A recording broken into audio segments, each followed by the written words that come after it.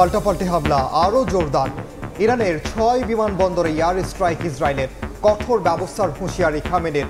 তেহরানে শাসক পরিবর্তনের ইঙ্গিত ট্রাম্পের, যুদ্ধ বন্ধের দাবিতে দেশে দেশে বিক্ষোভ। This is absolutely the wrong direction. There are ways to negotiate. This is certainly not it. Hopefully it'll stop right where it is right now. And they're going to negotiate, they're going to work it out. 5 মাসের মধ্যে বিশ্ব বাজারে তেলের সর্বোচ্চ দাম। Hormuz প্রণালী বন্ধ হলে প্রভাব পড়বে দেশেও। জুলাই পর্যন্ত এলএনজি কেনা থাকায় আপাতত স্থিতিশীল থাকবে দাম। জুলাই পর্যন্ত আমাদের কেনা কমপ্লিট। আমরা যদি দাম বাড়েও স্পট কোটেশনে যাব, কিন্তু রিজনেবল না হলে ক্যান্সেল করতে পারবো, এরকম একটা সুযোগ আমাদের আছে। দেখছিলেন প্রধান শিরোনাম। দুপুরের সময় সঙ্গে আছে আমি ওমর রিনান এবং আমি জিন্নাতারা জশুয়া। এবার অন্যান্য শীর্ষ সংবাদ। বিতর্কিত নির্বাচনের মামলায় সাবেক সিইসি নুরুল হুদাকে 10 দিনের রিমান্ডে চায় পুলিশ। মব জাস্টিসের ঘটনা তদন্ত করে ব্যবস্থার আশ্বাস স্বরাষ্ট্র উপদেষ্টার। যাত্রাবাড়ির জুলাই হত্যা মামলায় সালমান এফ রহমান, আনিসুল হক ও শাহজাহান খান 2 দিনের রিমান্ডে। আলাদা মামলায় রিমান্ডে এমপি মনু ও সোহায়েল। আওয়ামী সরকারের 15 বছরে 3000-এর বেশি মানুষ গুম। কমিশনে 1800 অভিযোগ জমা, এখনো নিখোঁজ 350। প্রতিবেদনে জড়িত 17 কর্মকর্তার নাম। ডেঙ্গুর চোখ রাঙানির মধ্যেই করোনার প্রকোপ। একদিনে 5 জনের মৃত্যুতে বাড়ছে আতঙ্ক।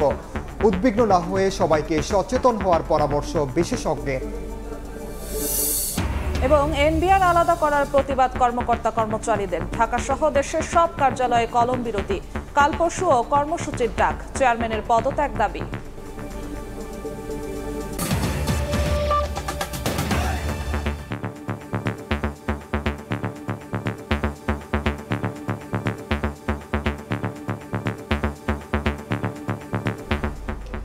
ইরানের 6টি বিমানবন্দরে হামলা চালিয়ে 15টি উড়োজাহাজ ও হেলিকপ্টার ধ্বংসের দাবি করেছে নেতানিয়াহু বাহিনী। ইসরায়েলে হামলা জোরদারের ঘোষণা দিয়েছেন দেশটির সর্বোচ্চ ধর্মীয় নেতা আয়াতুল্লাহ আলী খামেনি। সামাজিক মাধ্যমে দেওয়া বার্তায় তিনি বলেন, ইরানে আক্রমণ চালিয়ে শত্রুরা বড় ভুল করেছে, তাদের শাস্তি পেতেই হবে। সর্বোচ্চ ধর্মীয় নেতার ঘোষণার পর ইসরায়েলের প্রথমবার খাইবার শেকান মিসাইল ছুড়েছে ইরান। এমন পরিস্থিতিতে ইরানের শাসক পরিবর্তনের ইঙ্গিত দিয়েছেন মার্কিন প্রেসিডেন্ট ডোনাল্ড ট্রাম্প। পরমাণু স্থাপনায় মার্কিন হামলার পর তীব্র প্রতিক্রিয়া দেখাচ্ছে Iran. Islamic revolutionary guard corps দাবি করেছে, তেল আবিব ও হাইফা লক্ষ্য করে ছোড়া হয়েছে অত্যাধুনিক খাইবার শেকান ব্যালিস্টিক ক্ষেপণাস্ত্র। দেশটির সামরিক বাহিনী জানায়, এই প্রথম ব্যবহার হলো এই ক্ষেপণাস্ত্র, যার পাল্লা 2000 কিলোমিটার। আইআরজিসির দাবি, ক্ষেপণাস্ত্র আঘাত হানার আগে এটিকে শনাক্ত করতে ব্যর্থ হওয়ায় বাজেনি সাইরেন। হামলায় ইসরায়েলের সামরিক ও গবেষণা স্থাপনায় ক্ষয়ক্ষতির দাবি করেছে তেহরান। 3টি পরমাণু কেন্দ্রে মার্কিন বিমান হামলার পর প্রথমবারের মতো প্রতিক্রিয়া জানালেন ইরানের সর্বোচ্চ ধর্মীয় নেতা আয়াতুল্লাহ আলী খামেনি। সামাজিক মাধ্যমে দেয়া এক বার্তায় তিনি বলেন, শত্রুরা বড় ভুল করেছে, তাদের শাস্তি পেতেই হবে। পাল্টা হামলা চালিয়েছে ইসরায়েলও। তেহরান, কারাজ ও পারচিনে হামলার দাবি করেছে তেল আবিব। ইসরায়েলি প্রতিরক্ষা বাহিনী জানিয়েছে, কারাজে ইউরেনিয়াম সমৃদ্ধকরণ যন্ত্রাংশ তৈরির কারখানাকে লক্ষ্যবস্তু করা হয়। এছাড়া ইরানের পশ্চিম, পূর্ব ও মধ্যাঞ্চলের কয়েকটি বিমানবন্দরে হামলা চালানো হয়েছে বলেও জানিয়েছে ইসরায়েলের সামরিক বাহিনী। হামলায় কয়েকটি উড়োজাহাজ ও হেলিকপ্টার ধ্বংসের দাবি করা হয়েছে। ইরানের মধ্যাঞ্চলে ড্রোন হামলাও চালায় নেতানিয়াহু সেনারা, এতে কয়েকজন হতাহত হন। নিজেদের আকাশসীমায় ইসরায়েলের অত্যাধুনিক ড্রোন ভূপাতিত করার দাবি করেছে ইরান। এক ভিডিও বার্তায় ইসরায়েলের প্রধানমন্ত্রী বিনিয়ামিন নেতানিয়াহু দাবি করেছেন, চলমান সংঘাতে লক্ষ্যে পৌঁছানোর কাছাকাছি পৌঁছে গেছে তেল আবিব। ইরানের পরমাণু হুমকি নিশ্চিহ্নের পাশাপাশি দেশটির ব্যালিস্টিক মিসাইল সক্ষমতা শেষ করার অঙ্গীকার করেছেন তিনি। আমরা নিশ্চিত করব যে ইরানের পারমাণবিক স্থাপনাগুলো থেকে কোনো হুমকি নেই। আমরা যেই লক্ষ্য নির্ধারণ করেছি তা অর্জনের জন্য যা করা প্রয়োজন তাই করব। ইরানের পরমাণু হুমকি নিষ্ক্রিয় করাই মার্কিন হামলার উদ্দেশ্য ছিল বলা হলেও এবার দেশটির শাসক পরিবর্তন নিয়ে নতুন ইঙ্গিত দিলেন ডোনাল্ড ট্রাম্প। সামাজিক যোগাযোগ মাধ্যমে দেয়া পোস্টে তিনি বলেন, শাসক পরিবর্তন বা রেজিম চেঞ্জ শব্দটি রাজনৈতিকভাবে সঠিক নয়, কিন্তু ইরানের বর্তমান শাসন ব্যবস্থা যদি দেশটিকে মহান করতে না পারে, তাহলে কেনই বা সরকার পরিবর্তন হবে না। এদিকে ইরানের পরমাণু স্থাপনায় হামলার জেরে মার্কিন নাগরিকদের জন্য বিশ্বব্যাপী সতর্কতা জারি করা হয়েছে। দেশটির পররাষ্ট্র দফতরের জারি করা এক বিবৃতিতে বলা হয়েছে, ইসরায়েল ইরান চলমান সংঘাতের কারণে মধ্যপ্রাচ্যে ভ্রমণ ব্যাহত হচ্ছে এবং অঞ্চলটির আকাশসীমা কখনো কখনো বন্ধ রাখা হচ্ছে। এই প্রেক্ষাপটে বিশ্বের বিভিন্ন অঞ্চলে যুক্তরাষ্ট্রবিরোধী বিক্ষোভের আশঙ্কা রয়েছে। ফারহাদ চৌধুরী, সময় সংবাদ। ইরানের পারমাণবিক স্থাপনায় যুক্তরাষ্ট্রের হামলার পর ক্ষোভে উত্তাল বিশ্বের বিভিন্ন দেশ। মার্কিন পতাকা ও ট্রাম্পের ছবি পুড়িয়ে বিভিন্ন স্লোগান ও ব্যানার হাতে রাস্তায় নামেন হাজার হাজার মানুষ। সবার কণ্ঠেই যুদ্ধ বন্ধের দাবি।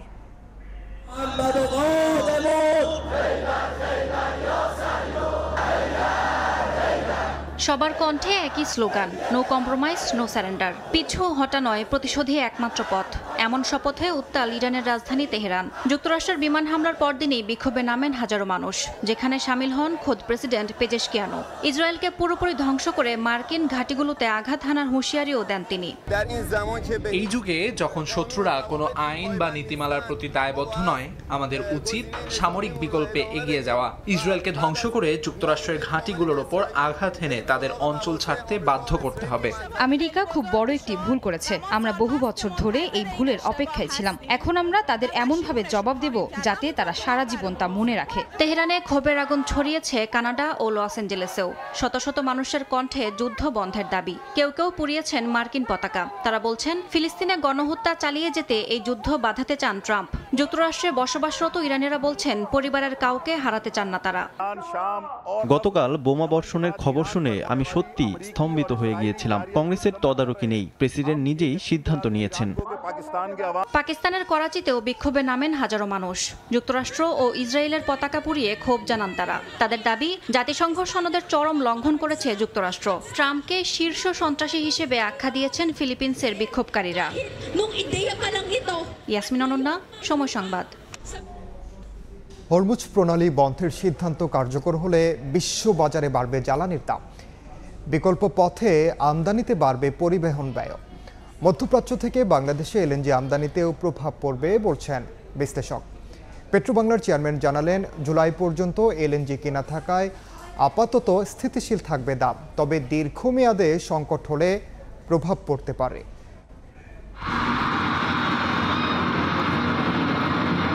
ইরান ইসরায়েল সংঘাতে সরাসরি যুক্ত হয়েছে যুক্তরাষ্ট্র। প্রতিবাদে বৃহৎ বাণিজ্যিক রুট হরমুজ প্রণালী বন্ধের সিদ্ধান্ত নিয়েছে ইরানের পার্লামেন্ট, যা কার্যকর হলে জ্বালানি সহ সব ধরনের পণ্য পরিবহনে বৈশ্বিক সংকট তৈরির আশঙ্কা বিশ্লেষকদের।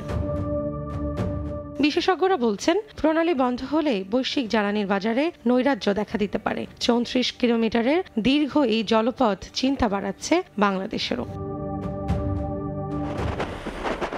বিবিসির তথ্য বলছে, সংযুক্ত আরব আমিরাত ও সৌদি আরব থেকে বছরে প্রায় 14 লাখ টন অপরিশোধিত জ্বালানি তেল আমদানি হয়। হরমুজ প্রণালী এড়িয়ে লোহিত, এডেন ও আরব সাগর হয়ে বাংলাদেশকে তেল সরবরাহ করতে পারবে সৌদি আরব। তবে বিকল্প জলপথ না থাকায় সংযুক্ত আরব আমিরাতে আটকে যাবে চাহিদার অর্ধেক জ্বালানি। যারা আমরা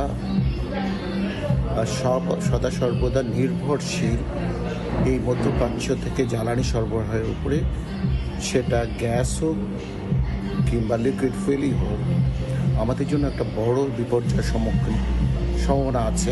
এদিকে হরমুজ প্রণালী বন্ধে তরলীকৃত গ্যাস আমদানি কমে গেলে কি হবে? সংকট এড়ানোর কি কোনো পথ খোলা আছে? এমন প্রশ্নে পেট্রোবাংলা বলছে, জুলাই পর্যন্ত এলএনজি কেনা থাকায় আপাতত স্থিতিশীল থাকছে দাম, তবে দীর্ঘ মেয়াদে সংকট হলে প্রভাব পড়তে পারে। জুলাই পর্যন্ত আমাদের কেনা কমপ্লিট।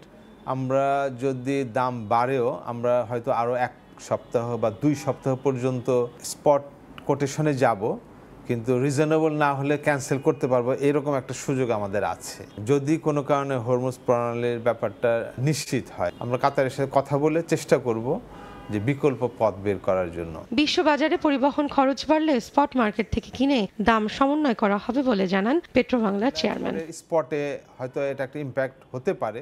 রৌনক নিয়ন্তা, সময় সংবাদ, ঢাকা। নির্বাচনে অনিয়মের মামলায় সাবেক সিইসি কে এম নুরুল হুদার 10 দিনের রিমান্ড আবেদন করেছে পুলিশ। দুপুরে আদালতে তোলা হবে তাকে। রোববার বিতর্কিত নির্বাচনের অভিযোগে শেখ হাসিনাকে প্রধান আসামি করে 3 সিইসি ও 19 কর্মকর্তা সহ অজ্ঞাতনামাদের আসামি করে রাজধানীর শেরেবাংলা থানায় মামলা করেন বিএনপি নেতারা। সন্ধ্যায় উত্তরা থেকে KM নুরুল হুদাকে ধরে পুলিশে দেয় কিছু মানুষ। পরে ডিবি কার্যালয়ে নেওয়া হয় তাকে। পুলিশ জানিয়েছে, শেরেবাংলা নগর থানায় করা বিএনপির মামলায় 9 নম্বর আসামি KM নুরুল হুদা। এদিকে সকালে গাজীপুরের মৌচাকে এক আয়োজনে স্বরাষ্ট্র উপদেষ্টা বলেছেন, সাবেক নির্বাচন কমিশনার নুরুল হুদাকে আটকের সময় মব জাস্টিসের বিষয়ে তদন্ত করে ব্যবস্থা নেওয়া হবে। ওনারে যেভাবেই করা হয়েছে যে মব জাস্টিস, এটা হলো কোনো অবস্থায় গ্রহণযোগ্য না, এটা কোনো ব্যবস্থায় গ্রহণযোগ্য না। আর এটার সাথে ওনার যে ওই বিভিন্ন ওনার সাথে যে একটা খারাপ দেখছেন চিঠি পাঠায় দিছে, এইরকম কোনো অবস্থায় গ্রহণযোগ্য না। আপনারা বলবেন যদি কোনো কিছু থাকে, এই সব কোনো ঘটনা ঘটলে আইন শৃঙ্খলা বাহিনীর কাছে তারা হস্তান্তর করবে এবং আইন শৃঙ্খলা বাহিনী প্রপার অ্যাকশন নেবে। সবশেষ খবর জানাতে এই মুহূর্তে সিএমএম আদালতের সামনে আছেন সহকর্মী আসিফ হোসেন সিয়াম, যাচ্ছে তার কাছে। ঢাকা চিফ মেট্রোপলিটন ম্যাজিস্ট্রেট আদালতে আর কিছুক্ষণের মধ্যেই সাবেক প্রধান নির্বাচন কমিশনার KM নুরুল হুদাকে হাজির করার কথা রয়েছে। আমরা পুলিশের সাথে কথা বলে যতটুকু জানতে পেরেছি যে তারা বলছেন যে আর কিছুক্ষণের মধ্যেই তাকে নিয়ে আসা হবে, এবং আদালত সূত্রের মাধ্যমে জানতে পেরেছি যে এই আওয়ামী লীগ সরকারের সময় প্রহসনমূলক নির্বাচনের অভিযোগে তার বিরুদ্ধে করা মামলায় তদন্ত কর্মকর্তা তাকে 10 দিনের রিমান্ডে নেওয়ার আবেদন করেছেন। একটু জানিয়ে রাখি, গতকাল বিএনপির একটি প্রতিনিধি দল শেরেবাংলা নগর থানায় KM নুরুল হুদা এবং সাবেক 3 CEC সহ এবং সাবেক প্রধানমন্ত্রী শেখ হাসিনা সহ 24 জনকে আসামি করে এই মামলাটি দায়ের করেছিলেন, এবং সেই মামলার দুপুরে মামলা দায়েরের পর সন্ধ্যায় KM নুরুল হুদাকে তার উত্তরার বাসা থেকে পরে পুলিশ গ্রেফতার করে। তো এছাড়া রাতে আওয়ামী লীগের আরেক সংসদ সদস্য সাবিনা আক্তার তুহিনকেও পুলিশ গ্রেফতার করেছে, যে সাবিনা আক্তার তুহিনকেও আর কিছুক্ষণের মধ্যেই আদালতে নিয়ে আসার কথা রয়েছে। পুলিশ জানিয়েছে যেহেতু তার বিরুদ্ধে বৈষম্য বিরোধী আন্দোলনকে ঘিরে একাধিক মামলা রয়েছে বিভিন্ন থানার, তাই এখন পর্যন্ত বলা যাচ্ছে না যে তাকে ঠিক কোন মামলায় তাকে গ্রেফতার দেখানোর আবেদন করা হবে। কিন্তু আমরা যতটুকু জানতে পেরেছি, পুলিশ আদালত সূত্র ধারণা করছে যে পল্লবী বা মিরপুর থানার মামলাতেই তাকে আজ আসামি হিসাবে এখানে উপস্থাপন করা হতে পারে। KM নুরুল হুদা, যিনি প্রধান নির্বাচন কমিশনার হিসেবে ছিলেন এবং 2018 সালের জাতীয় নির্বাচন তার অধীনে হয়েছিল, তখন এই জাতীয় নির্বাচন নিয়ে বেশ কিছু বিতর্ক তৈরি হয়েছিল। বলা হয়েছিল যে দিনের ভোট রাতে করার মতো অভিযোগও সেখানে তোলা হয়েছিল, এবং বেশ কিছু স্থানীয় সরকার নির্বাচনও KM নুরুল হুদার অধীনে হয়েছিল, যে প্রত্যেকটা নির্বাচন নিয়েই বিতর্ক তৈরি হয়েছিল।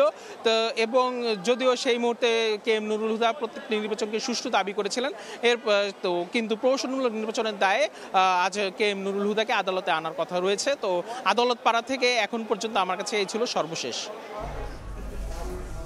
সরাসরি যুক্ত ছিলাম রাজধানীর সিএমএম আদালত প্রাঙ্গণে। রাজধানীর যাত্রাবাড়ি থানার হত্যা মামলায় সাবেক মন্ত্রী আনিসুল হক, সালমান এফ রহমান ও শাহজাহান খানকে 2 দিন করে রিমান্ডের আদেশ দিয়েছেন ঢাকার সিএমএম আদালত। এছাড়া বিভিন্ন থানার হত্যা মামলায় সাবেক এমপি কাজী মনিরুল ইসলাম মনুকে 1 দিন ও সাবেক রিয়ার অ্যাডমিরাল সোহাইলকে 3 দিনের রিমান্ড আদেশ দেওয়া হয়েছে। মামলার সুষ্ঠু তদন্তের স্বার্থে প্রত্যেককে 5 দিন করে রিমান্ডে নেয়ার আবেদন করেন তদন্ত কর্মকর্তা, কিন্তু শুনানির এক পর্যায়ে সব মামলাকে ভুতুরে মামলা বলে দাবি করেন শাহজাহান খান, দায়ী করেন রাষ্ট্রপক্ষের আইনজীবীকে। তবে এ সকল অভিযোগ অবান্তর বলে মন্তব্য করেন কৌশলী। 2000 ছাত্র করা হয়েছে রাজপথে এবং ভ্যানের উপরে তাদেরকে রেখে আগুন দিয়ে পেট্রোল দিয়ে জ্বালিয়ে দেওয়া হয়েছে।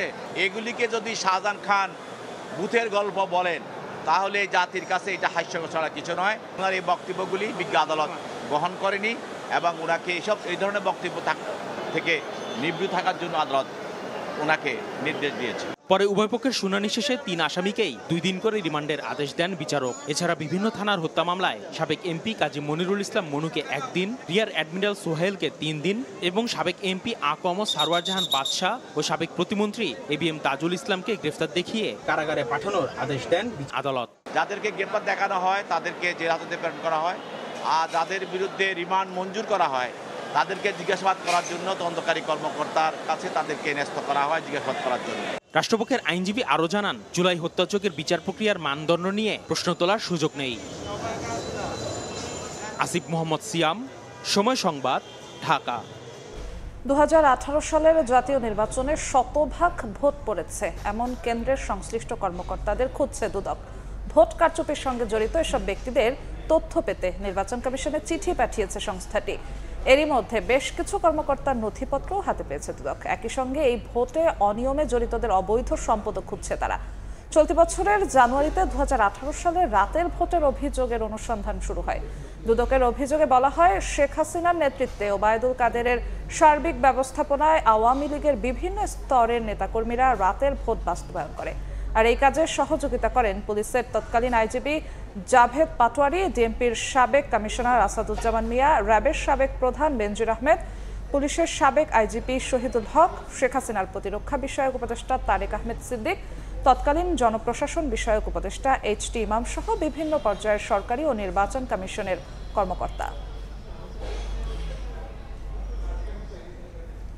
আওয়ামী লীগ সরকারের 15 বছরে 3 থেকে 3,500 মানুষ গুম হয়েছে বলে ধারণা গুম কমিশনের।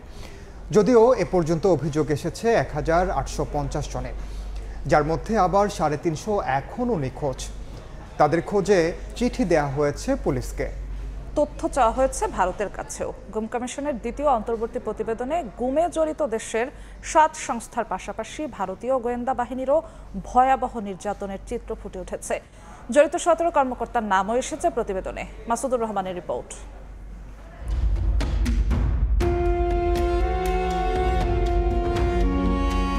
গুমের পদ্ধতি, নির্যাতন, আয়নাঘরে বন্দী, এরপর মিডিয়া ট্রায়ালের মাধ্যমে আসামি হিসেবে তুলে ধরার পুরো প্রক্রিয়া তুলে ধরা হয়েছে গুম সংক্রান্ত তদন্ত কমিশনের দ্বিতীয় অন্তর্বর্তী প্রতিবেদনে।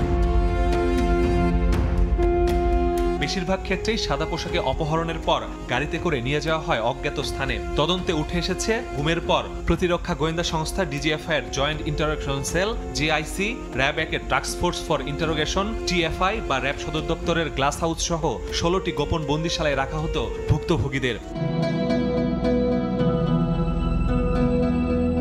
এসব বন্দিশালা থেকে ফিরে ভুক্তভোগীরা ভয়াবহ নির্যাতনের চিত্র তুলে ধরেছেন। নখ উপড়ে ফেলা, নখের ভেতর সুই ঢোকানো, ইলেকট্রনিক শক দেয়া, ঘূর্ণায়ন চেয়ারে নির্যাতন সহ নানা কৌশল। খেতে না দেওয়া ঠিকমতো, তারপরে হচ্ছে পচা জিনিস খেতে দেওয়া, রাতের পর রাত ঘুমোতে দেয় নাই। সো এই জিনিসগুলো অনেক ভিকটিমদের ক্ষেত্রে রয়েছে। কমিশনে এ পর্যন্ত দেশের 36 জেলার 1,850 জন ভুক্তভোগী গুমের অভিযোগ করেছেন। তারা বন্দী থাকা অবস্থায় আরো 2 থেকে 3 জনের তথ্য দিয়েছেন। সেই হিসেবে গুমের সংখ্যা 3 থেকে 3,500 হতে পারে বলে ধারণা তদন্তকারীদের। ভিকটিমদের পরিণতি কি হয়েছে, পর্যায়ক্রমে আমরা কতগুলো ফাইল যেটা আমরা পুলিশকে দিয়েছি, যে শুধু তদন্ত না, তাদের সন্ধানটা জানার ব্যাপারটাও তাদেরকে প্রায়োরিটাইজ করতে হবে। গুমের সঙ্গে police, RAB, DB, CTTC, DGFI, NSI ও বিজিবির সম্পৃক্ততা পেয়েছে কমিশন। তবে ডিজিএফআই ও র্যাব সবচেয়ে বেশি যৌথভাবে গুমের ঘটনা ঘটিয়েছে। এখানেই শেষ নয়, ভারতীয় বাহিনীর মাধ্যমে সে দেশে করা হয়েছে গুম। বাংলাদেশের প্রচলিত যতগুলো আইন প্রয়োগকারী সংস্থা বা তদন্তকারী সংস্থা বা আপনার হচ্ছে গোয়েন্দা সংস্থা আছে, প্রত্যেকটা বাহিনীর সদস্যরাই কিন্তু এইগুলির সাথে জড়িত ছিল। প্রতিবেদনে গুমে অভিযুক্ত করা হয়েছে র্যাবের সাবেক 4 মহাপরিচালক, 7 অতিরিক্ত মহাপরিচালক, 6 গোয়েন্দা শাখার পরিচালককে। গুমের মতো ন্যাক্কারজনক অপরাধে জড়িতদের দৃষ্টান্তমূলক শাস্তির আহ্বান নিরাপত্তা বিশ্লেষকদের। যেটা সর্বোচ্চ শাস্তি সেটা দিতে হবে, সে সেনাবাহিনী হোক বা বাংলাদেশের নাগরিক হলে তো হলো, আর ভারতের নাগরিকটা ব্যাপারটা আমরা কূটনৈতিকভাবে দেখবো। এখানে কোনো কম্প্রোমাইজের কোনো স্কোপ নাই। সবচেয়ে বেশি গুমের ঘটনায় জড়িত থাকার অভিযোগে র্যাবকে বিলুপ্তি এবং অপব্যবহার হওয়ায় 2009 সালের সন্ত্রাস বিরোধী আইন সংশোধনের সুপারিশ গুম কমিশনের। মাসুদুর রহমান, সময় সংবাদ, ঢাকা। দুপুরের সময় আরো থাকছে। সেন্ট মার্টিন বাঁচাতে পারলেই ভ্রমণ নিষেধাজ্ঞা নিয়ে জল্পনা কল্পনা কেটে যাবে বললেন পরিবেশ উপদেষ্টা। মহাপরিকল্পনা তৈরির চিন্তা সরকারের।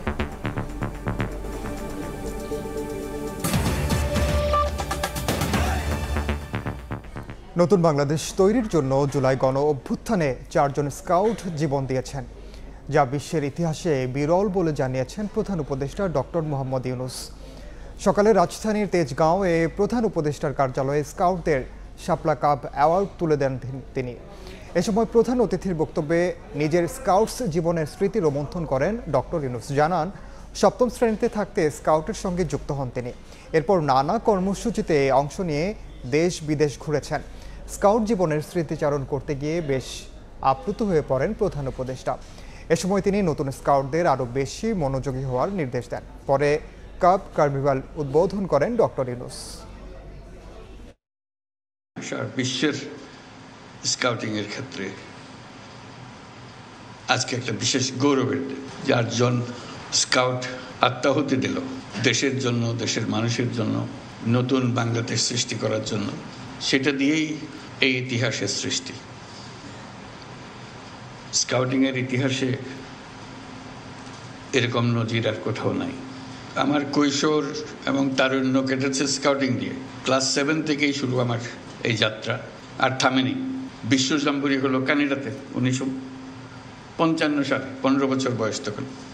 সে কি মহা উৎসব, যাওয়া, আটলান্টিক পাড়ি দেওয়া, ক্যানাডাতে জাম্বুরি করা, সারা বিশ্ব দেখা। আমাদেরকে জাহাজে করে নিয়ে গেল, লন্ডন থেকে নিউ ইয়র্ক জাহাজে। এই সমুদ্র যাত্রা, বিরাট আটলান্টিক পাড়ি দেওয়া, বাচ্চা বাচ্চা ছেলে, পুরো জাহাজ মাতিয়ে ফেললো এই কজন ছেলে। আমরা যাচ্ছি, কিন্তু পুরো জাহাজের নিয়ন্ত্রণ এই বাচ্চাগুলোর হাতে চলে আসলো, গানে বাজনায় উৎসাহে ফুর্তিতে। ব্র্যাড ফ্রি ইনসুলেশন যুক্ত কঙ্কা ফ্রিজ ইঁদুর থেকে সুরক্ষিত থাকে সব সময়।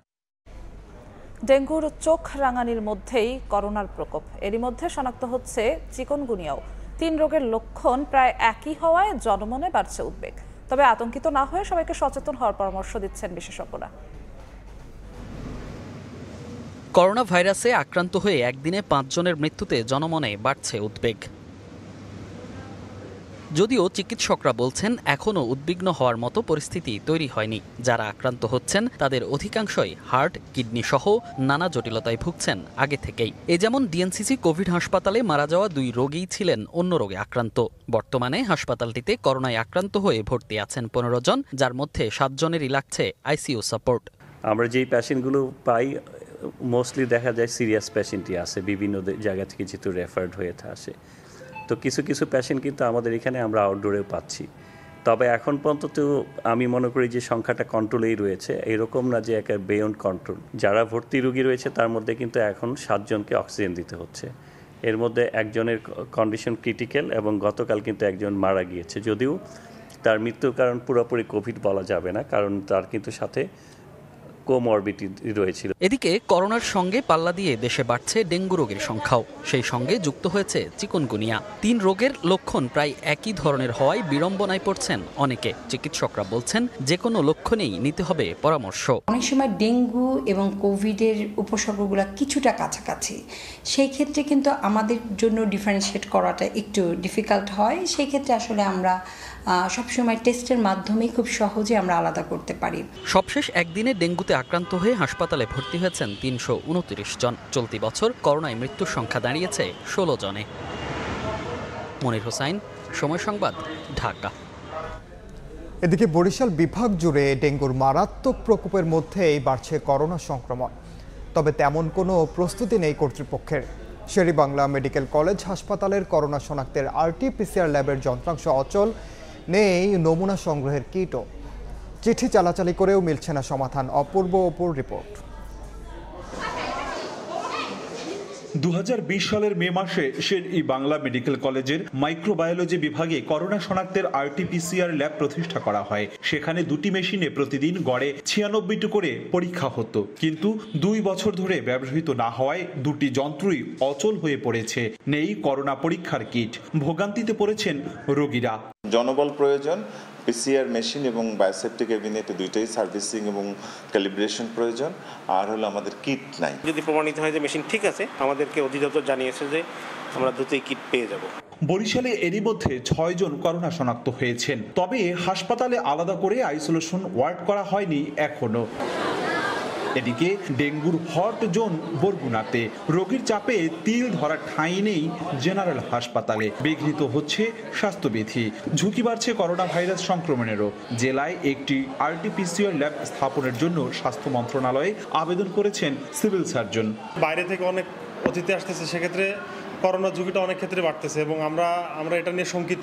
স্বাস্থ্য মন্ত্রণালয় থেকে যে নির্দেশনা দেওয়া হয়েছে স্বাস্থ্যবিধি মানার ক্ষেত্রে, সেটি কিন্তু বরগুনা সদর হাসপাতালে একদমই নেই। করোনার একটা ওয়ার্ড আমি অলরেডি প্রস্তুত করে রেখেছি, ওটাও 50 বেড। করোনা কিটও নিয়ে আসছি। ডেঙ্গু NS1 আরও 3000 কিট পেয়েছি আমরা যদি বরগুনাতে একটা ল্যাব স্থাপন করতে পারি তাহলে আমাদেরকে বরিশাল কিংবা ভোলা সেই সমস্ত জায়গাগুলোতে হয়তোবা আমাদেরকে যেতে হবে না। বিভাগ জুড়ে করোনা ও ডেঙ্গু পরিস্থিতি খারাপের দিকে যাচ্ছে জানিয়ে সামাল দিতে সব ধরনের প্রস্তুতি নেওয়া হয়েছে বলছে স্বাস্থ্য অধিদপ্তর। মূল বিষয় হলো জনগণের সচেতন হওয়া। আমাদের বরিশাল স্বাস্থ্য বিভাগ আমরা যথেষ্ট প্রস্তুতি রয়েছে। 2020 সালের মার্চ থেকে 22 সালের আগস্ট পর্যন্ত শের ই বাংলা মেডিকেল কলেজে হাসপাতালে 7,740 জন করোনা আক্রান্ত চিকিৎসা নেন। এদের মধ্যে মারা যান 1,479 জন, আর চলতি বছরের 5.5 মাসে 3,679 জন ডেঙ্গু আক্রান্ত হয়েছেন। মারা গেছেন 8 জন। অপূর্ব অপু, সময় সংবাদ, বরিশাল। বরগুনায় ডেঙ্গু পরিস্থিতির আরও অবনতি হয়েছে। রোববার মারা গেছেন আরও একজন। এ নিয়ে জেলায় মৃতের সংখ্যা দাঁড়িয়েছে 22 জনে। এই মুহূর্তে বরগুনা জেনারেল হাসপাতালে আছেন সহকর্মী সাইফুল মিরাজ। সরাসরি যাচ্ছি তার কাছে। দেখুন, ডেঙ্গুর হটস্পট বরগুনায় কিছুতেই ডেঙ্গু আক্রান্ত রোগীর সংখ্যা নিয়ন্ত্রণে আসছে না, বরং দিন দিন পরিস্থিতির আরো অবনতি হচ্ছে। গতকাল বিকেলেও এই হসপিটালে চিকিৎসাধীন অবস্থায় এক ডেঙ্গু আক্রান্ত রোগী মারা গিয়েছেন। এ নিয়ে জেলায় মোট মৃত্যুর সংখ্যা দাঁড়িয়েছে 22-এ। এছাড়া গত 24 ঘন্টায় নতুন করে আরো 73 জন ডেঙ্গুতে আক্রান্ত হয়েছেন। এ নিয়ে জেলায় মোট ডেঙ্গু আক্রান্তের সংখ্যা দাঁড়িয়েছে 2,402 জনে। এবং নতুন যে 73 জন আক্রান্ত হয়েছেন এদের মধ্যে বরগুনা সদর উপজেলায় 69 জন, পাথরঘাটায় 1 জন, আমতলী উপজেলায় 1 জন এবং বেতাগীতে 2 জন ডেঙ্গুতে আক্রান্ত হয়েছেন। চিকিৎসকরা বলছেন যে আগে সদর উপজেলায় ডেঙ্গু আক্রান্ত রোগীর সংখ্যা বৃদ্ধি পেলেও এখন ক্রমান্বয়ে উপজেলাগুলোতেও ডেঙ্গুর বিস্তার ঘটেছে। এর ফলে তাদের পরিস্থিতি সামলাতে হিমশিম অবস্থা খেতে হচ্ছে। অন্যদিকে এই মুহূর্তে বরগুনায় 224 জন ডেঙ্গু আক্রান্ত রোগী চিকিৎসাধীন আছেন। এর মধ্যে 250 শয্যা বিশিষ্ট বরগুনা জেনারেল হাসপাতালে শুধু ডেঙ্গু রোগী চিকিৎসাধীন 190 জন। এছাড়া আমতলী উপজেলায় 3 জন, পাথরঘাটা উপজেলায় 7 জন, বামনা উপজেলায় 11 জন, বেতাগী উপজেলায় 4 জন এবং তালতলী উপজেলায় 9 জন ডেঙ্গু রোগী চিকিৎসাধীন। এদিকে বরগুনায় ডেঙ্গু আক্রান্ত রোগীর সংখ্যা বৃদ্ধি পাওয়ার কারণ অনুসন্ধান কার্যক্রম চালিয়েছে IEDCR এর একটি প্রতিনিধি দল। তারা আমাদেরকে জানিয়েছেন যে বরগুনায় বৃষ্টির পানি সংরক্ষণ করার একটি প্রবণতা রয়েছে এবং প্রতিটি বাড়িতেই ড্রামে করে বৃষ্টির পানি সংরক্ষণ করা হয়। তাদের অনুসন্ধানে বরগুনার 95% বাড়িতে বৃষ্টির পানি ড্রামে এডিস মশার লার্ভা তারা পেয়েছেন এবং তারা বলছেন যে এই বৃষ্টির পানি এখন বরগুনাবাসীর জন্য কাল হয়ে দাঁড়িয়েছে। বরগুনায় ডেঙ্গুর বিস্তার ঘটার পেছনে বৃষ্টির পানিকেই দায়ী করছেন তারা। অন্যদিকে বরগুনা পৌর শহরে প্রথম দিকে ডেঙ্গুর আক্রান্ত রোগীর সংখ্যা বেশি দেখা গেলেও এখন কিন্তু ইউনিয়ন পর্যায়ে ডেঙ্গু আক্রান্ত রোগীর সংখ্যা বৃদ্ধি পেয়েছে এবং পৌরসভায় আক্রান্ত রোগীর সংখ্যা কমে এসেছে। গত কয়েকদিন ধরে কিন্তু বরগুনা পৌর শহরে সমন্বিতভাবে পরিষ্কার পরিচ্ছন্নতা অভিযান এবং মশক নিধন কার্যক্রম শুরু করেছে পৌরসভা এবং জেলা প্রশাসন এবং স্বেচ্ছাসেবী সংগঠন। সে তুলনায় কিন্তু বরগুনার ইউনিয়ন পরিষদগুলো এখনো সোচ্চার নয়। তো এ কারণে বরগুনার ইউনিয়নগুলোতে ডেঙ্গু আক্রান্ত রোগীর সংখ্যা দিন দিন বৃদ্ধি পাচ্ছে। তো এই ছিল বরগুনা থেকে আমার কাছে সবশেষ। ডেঙ্গু পরিস্থিতির খবর জানছিলাম বরগুনা থেকে।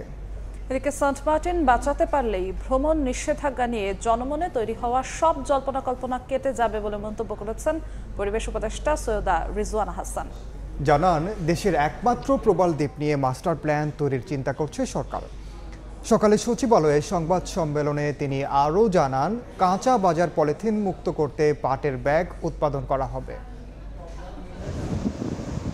সুদিন ফিরে আসছে সেন্ট মার্টিনের প্রাকৃতিক পরিবেশে।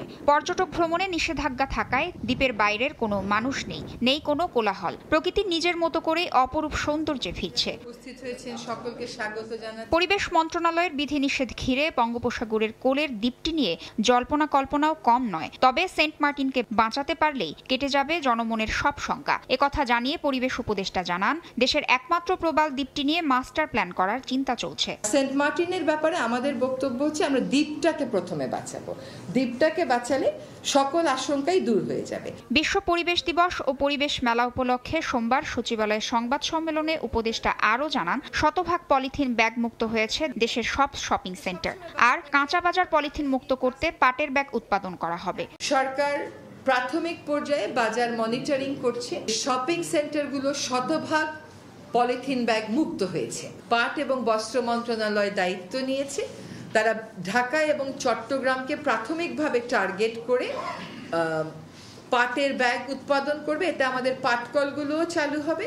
একই সাথে ক্রেতারাও সুলভ মূল্যে পাটের পণ্য পাবেন। এদিন ঢাকা বিশ্ববিদ্যালয়ে অভ্যন্তরীণ বাস্তুচ্যুতি ব্যবস্থাপনা নিয়ে জাতীয় কৌশল বিষয়ক অনুষ্ঠানে অংশ নেন সৈয়দা রিজওয়ানা হাসান। বলেন, নদী তীরে স্থাপনা তৈরি ঠেকানো না গেলে হাজার কোটি টাকার প্রকল্প নিলেও ভাঙন প্রতিরোধ করা যাবে না।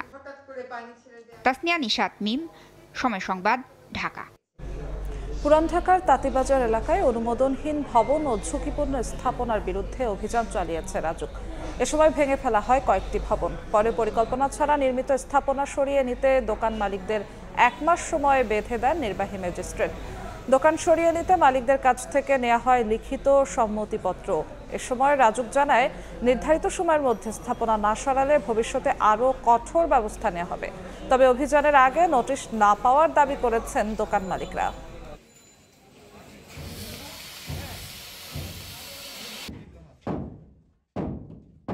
ভবন মালিকদেরকে আজকে আমরা সতর্ক করেছি, তাদের কাছ থেকে আমরা অঙ্গীকারনামা নিয়েছি যে তারা এই সমস্ত কারখানাগুলো খুব দ্রুত সম্ভব অপসারণ করবে। এছাড়াও বিভিন্ন নবনির্মিত যে সমস্ত ভবন রয়েছে আমরা দেখতে পাচ্ছি যে আমরা ইতিমধ্যে 2টি ভবনে অভিযান চালিয়েছি। 2টি ভবনেরই অনুমোদন নেই। অনুমোদন না নিয়েই তারা ভবন নির্মাণ কাজ কন্টিনিউ করছিলেন। তো আমরা ভবনের আংশিক ভেঙে দিচ্ছি এবং সেই সাথে ভবনগুলোর যে বিদ্যুৎ সংযোগ সেটিও আমরা বিচ্ছিন্ন করছি। দুপুরের সময় আরও থাকছে। শ্রীলঙ্কার বিপক্ষে ওয়ানডে সিরিজের দল ঘোষণা বিসিবির। প্রায় 2 বছর পরে স্কোয়াডে নাঈম শেখ ফিরেছেন লিটন। চোট থেকে সেরে ওঠায় জায়গা পেয়েছেন তাসকিন ও মুস্তাফিজ।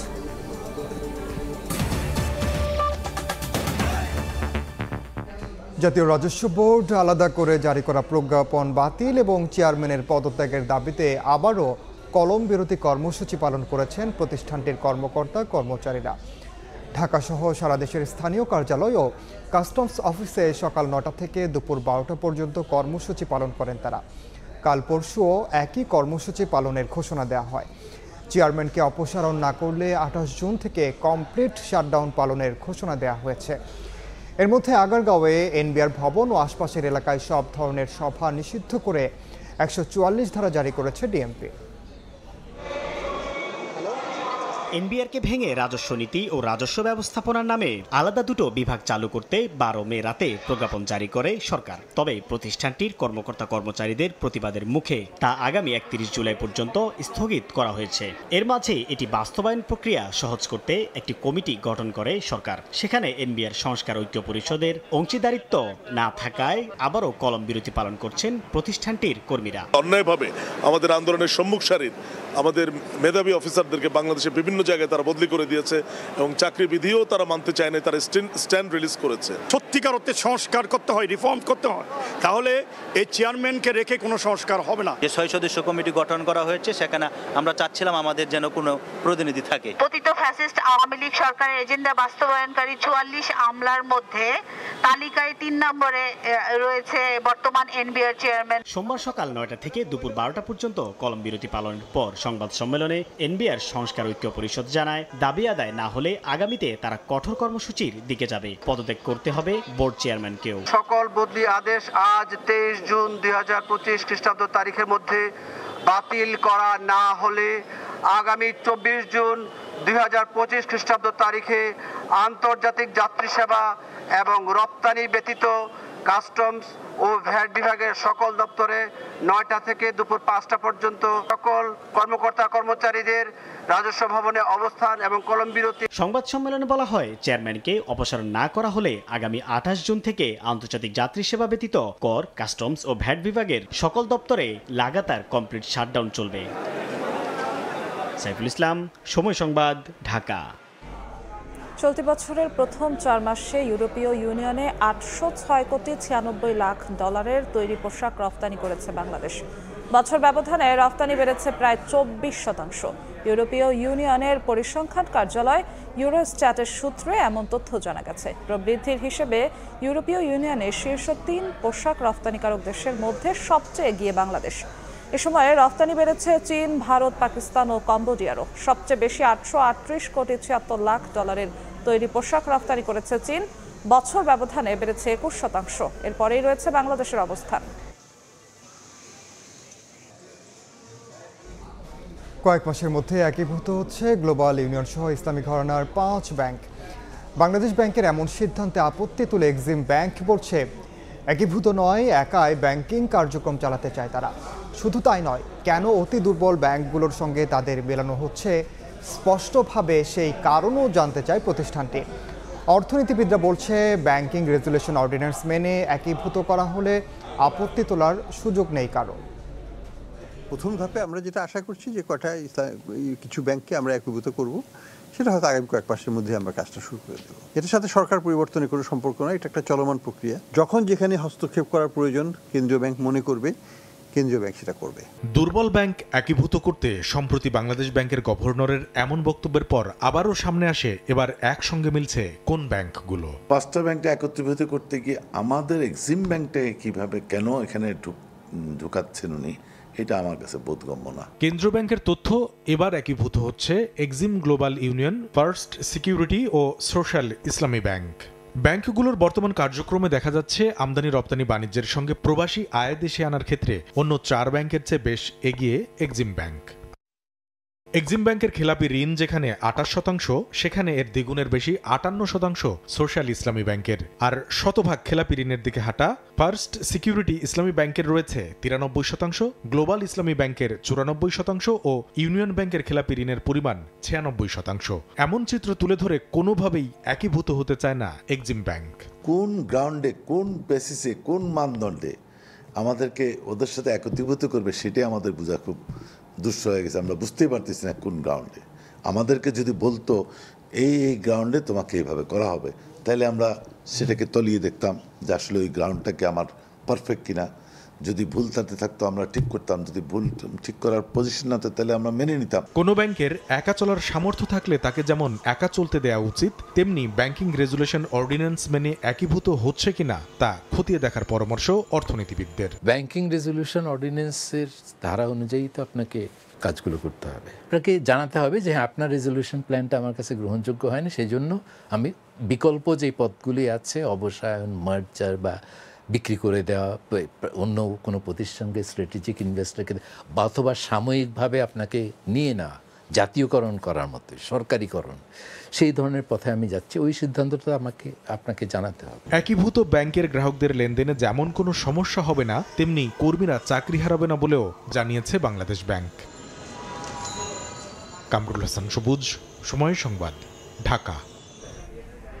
ধানের ভরা মৌসুম, অথচ স্বস্তি নেই চালের বাজারে। কুষ্টিয়ায় মোকামে প্রতি কেজি চালের দাম বেড়েছে 3 টাকা। এর প্রভাব পড়েছে খুচরা বাজারেও। এ নিয়ে ক্ষোভ জানিয়েছেন স্বল্প আয়ের ক্রেতারা। চাল মজুত করে কৃত্রিম সংকটের চেষ্টা করলে আইনি ব্যবস্থা নেওয়া হবে বলে জানিয়েছে স্থানীয় প্রশাসন। এস এম রাশেদের পাঠানো তথ্য, বাবুল হোসেনের তোলা ছবিতে রিপোর্ট।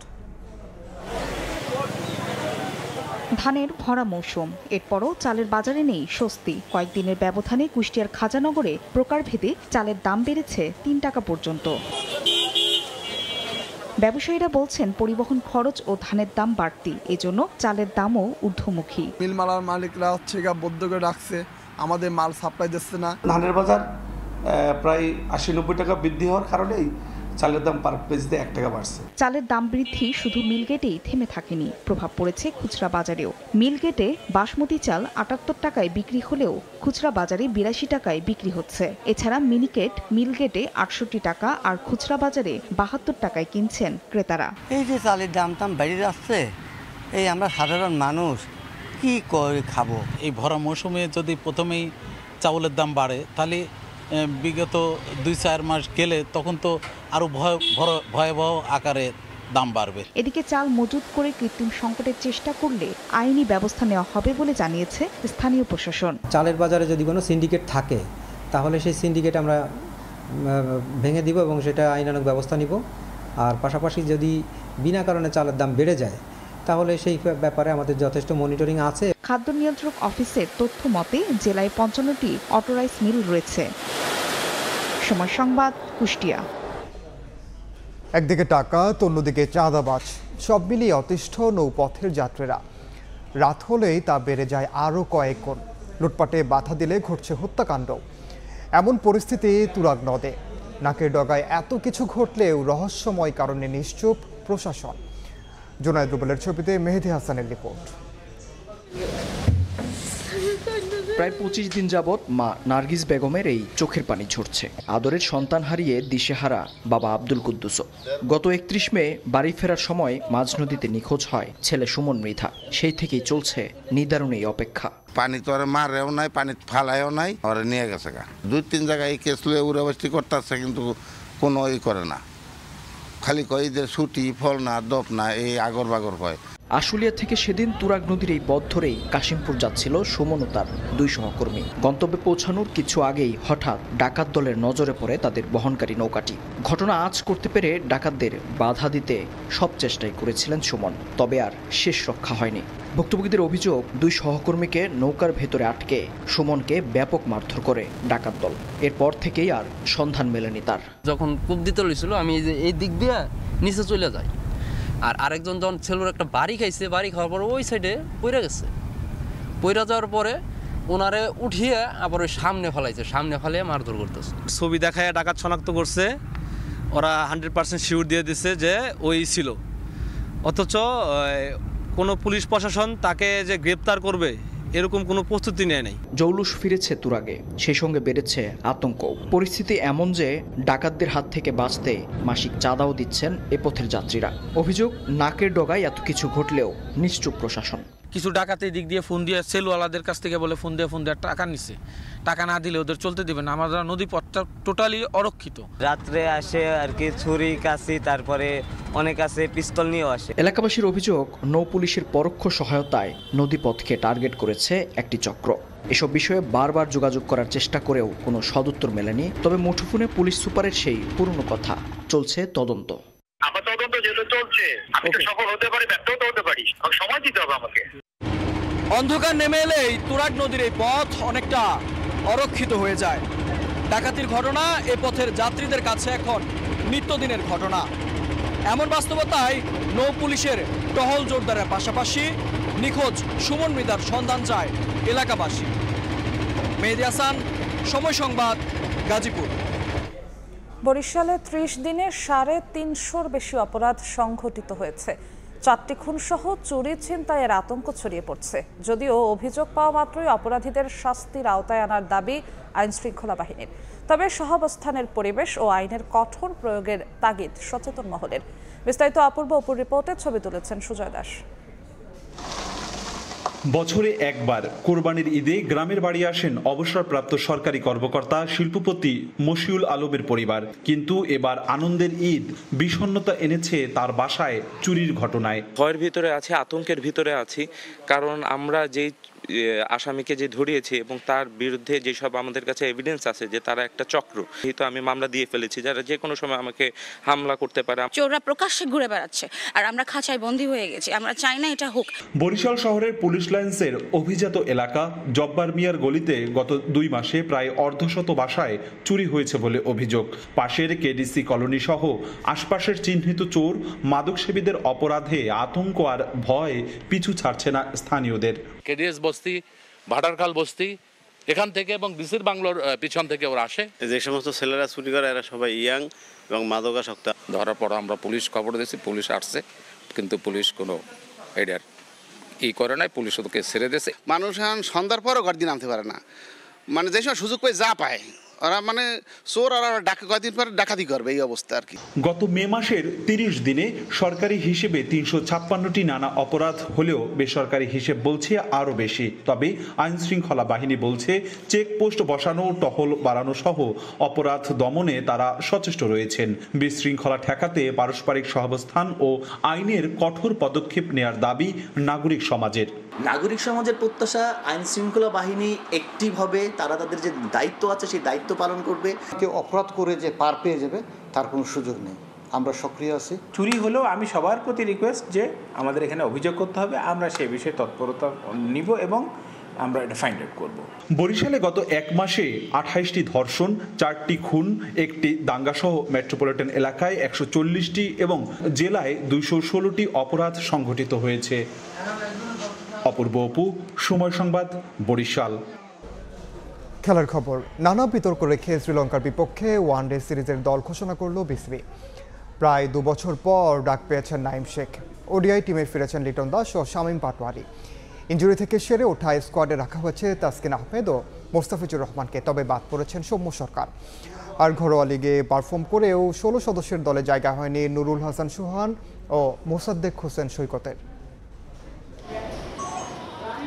8 বছর পর শ্রীলঙ্কায় পূর্ণাঙ্গ সিরিজ। টেস্টের পর শুরু হবে ওয়ানডে। একদিনের সংস্করণের জন্য এদিন দল ঘোষণা করেছে নির্বাচকরা। যদিও 16 সদস্যের দলে নেই খুব একটা চমক, তবে প্রায় 2 বছর পর জায়গা হয়েছে নাঈম শেখের। তার কারণে বাদ পড়েছেন সৌম্য সরকার।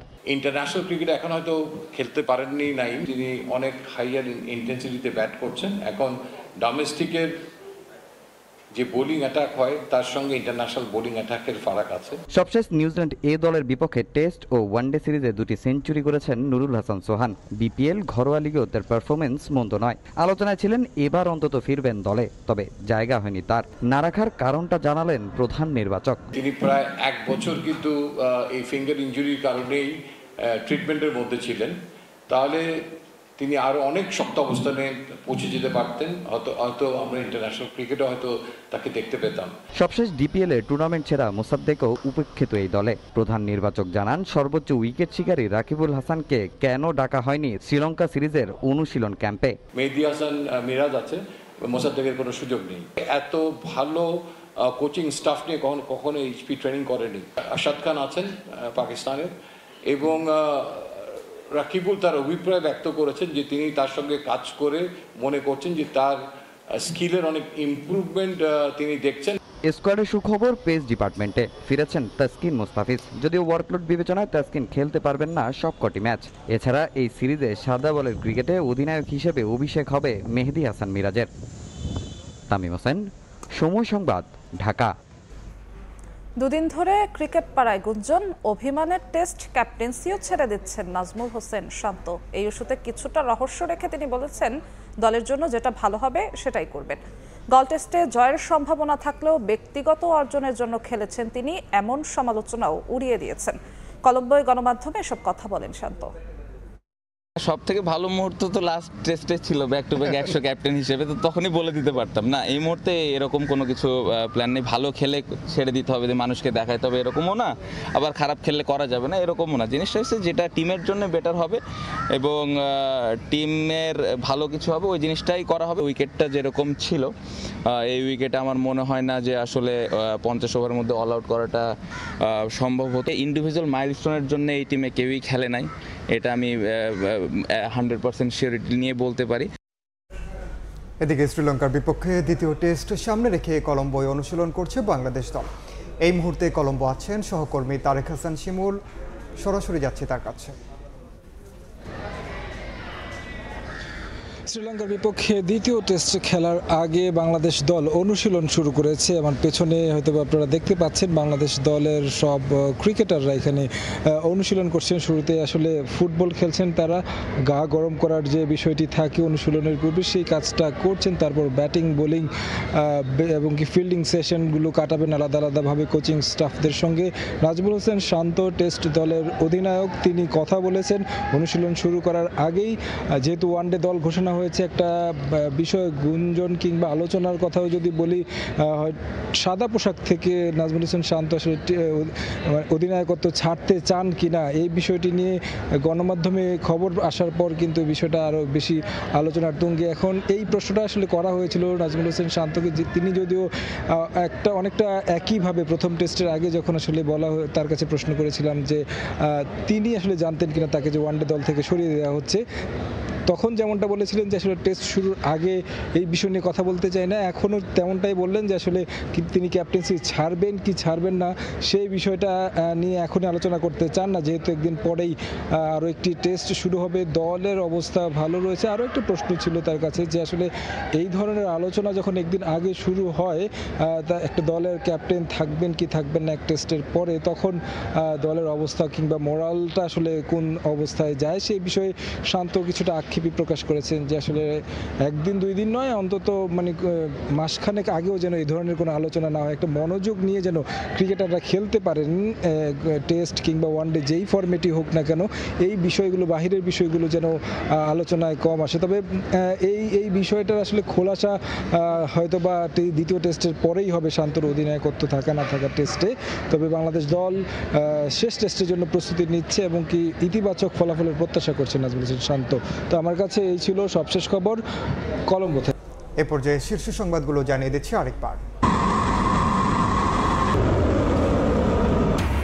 পাল্টাপাল্টি হামলা আরও জোরদার, ইরানের 6 বিমানবন্দরে আক্রমণ, ইসরায়েলের কঠোর ব্যবস্থার হুঁশিয়ারি খামেনির। তেহরানের শাসক পরিবর্তনের ইঙ্গিত ট্রাম্পের। বিতর্কিত নির্বাচনের মামলায় সাবেক সিসি নুরুল হুদাকে 10 দিনের রিমান্ডে চায় পুলিশ। মব জাস্টিসের ঘটনা তদন্ত করে ব্যবস্থার আশ্বাস স্বরাষ্ট্র উপদেষ্টার। এবং যাত্রাবাড়ির জুলাই হত্যা মামলায় সালমান এফ রহমান, আনিসুল হক ও শাহজাহান খান 2 দিনের রিমান্ডে। আলাদা মামলায় রিমান্ডে এমপি মনু ও সোহাইল।